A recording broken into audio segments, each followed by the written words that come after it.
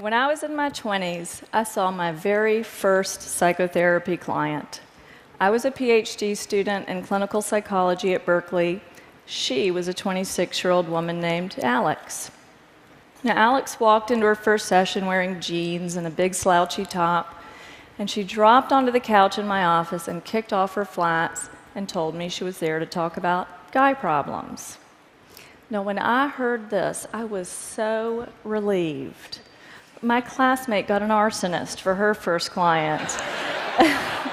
And I got a 20-something who wanted to talk about boys. This I thought I could handle. But I didn't handle it. With the funny stories that Alex would bring to session, it was easy for me just to nod my head while we kicked the can down the road. 30's the new 20, Alex would say, and as far as I could tell, she was right. Work happened later, marriage happened later, kids happened later, even death happened later. 20-somethings like Alex and I had nothing but time. But before long, my supervisor pushed me to push Alex about her love life. I pushed back. I said, sure, she's dating down. She's sleeping with a knucklehead. But it's not like she's going to marry the guy. And then my supervisor said, not yet, but she might marry the next one. Besides, the best time to work on Alex's marriage is before she has one. That's what psychologists call an aha moment. That was the moment I realized 30's not the new 20. Yes, people settle down later than they used to, but that didn't make Alex's 20s a developmental downtime. That made Alex's 20s a developmental sweet spot, and we were sitting there blowing it. That was when I realized that this sort of benign neglect was a real problem, and it had real consequences. Not just for Alex and her love life, but for the careers and the families and the futures of 20-somethings everywhere. There are 50 million 20-somethings in the United States right now.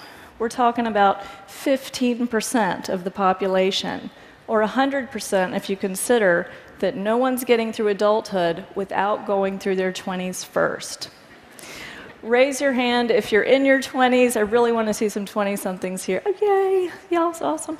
If you work with 20-somethings, you love a 20-something, you're losing sleep over 20-somethings, I want to see, okay, awesome, 20-somethings really matter.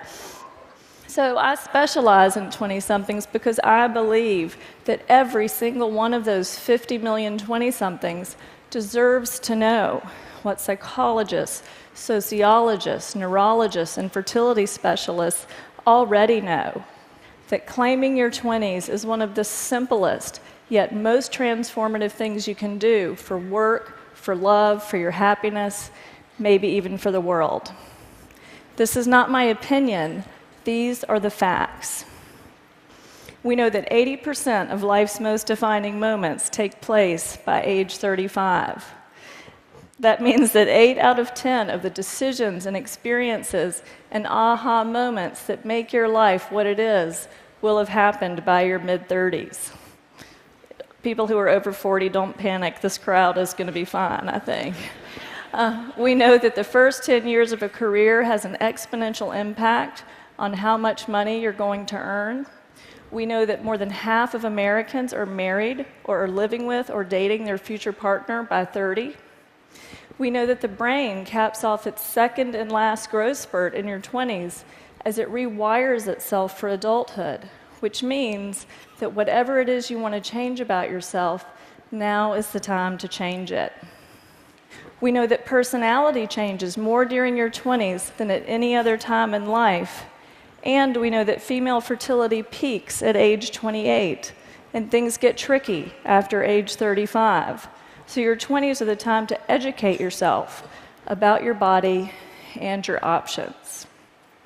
So when we think about child development, we all know that the first 5 years are a critical period for language and attachment in the brain. It's a time when your ordinary day-to-day life has an inordinate impact on who you will become. But what we hear less about is that there's such a thing as adult development, and our 20s are that critical period of adult development. But this isn't what 20-somethings are hearing. Newspapers talk about the changing timetable of adulthood. Researchers call the 20s an extended adolescence. Journalists coined silly nicknames for 20-somethings like twixters and cadults. It's true. As a culture, we have trivialized what is actually the defining decade of adulthood.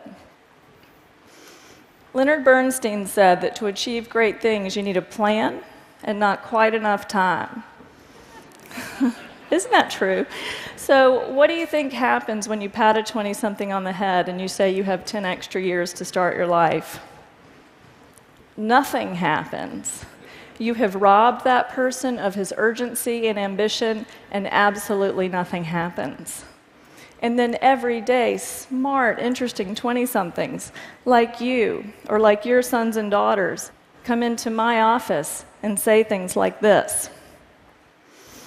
I know my boyfriend's no good for me, but this relationship doesn't count. I'm just killing time.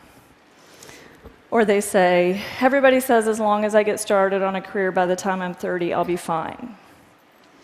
But then it starts to sound like this. My 20s are almost over and I have nothing to show for myself. I had a better resume the day after I graduated from college. And then it starts to sound like this. Dating in my 20s was like musical chairs. Everybody was running around and having fun. But then sometime around 30, it was like the music turned off and everybody started sitting down. I didn't want to be the only one left standing up, so sometimes I think I married my husband because he was the closest chair to me at 30. Where are the 20-somethings here? Do not do that. Okay, now that sounds a little flip, but make no mistake, the stakes are very high.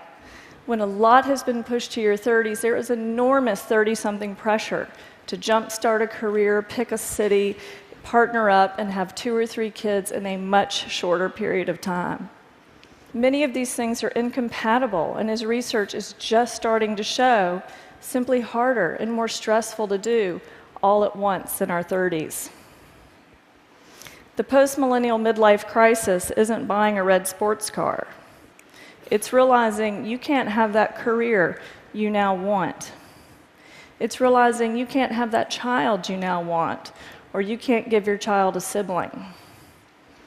Too many 30-somethings and 40-somethings look at themselves and at me sitting across the room and say about their 20s, what was I doing?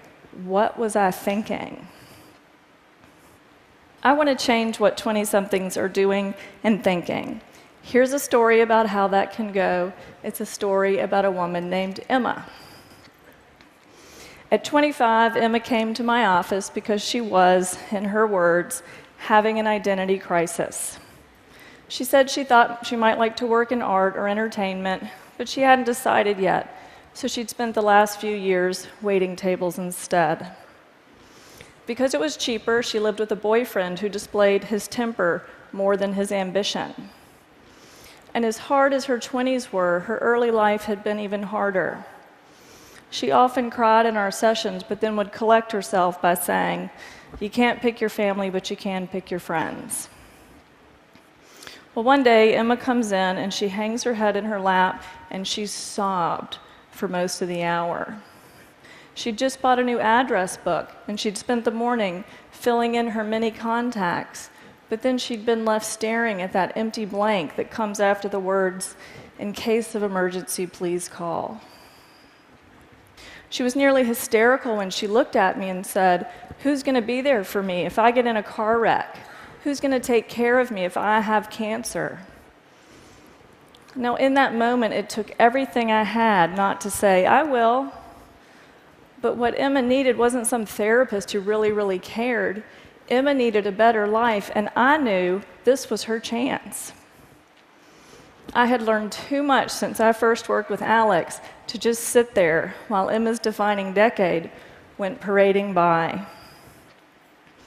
So over the next weeks and months, I told Emma 3 things that every 20-something, male or female, deserves to hear.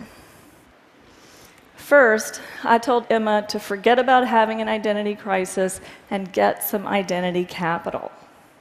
By get identity capital, I mean do something that adds value to who you are.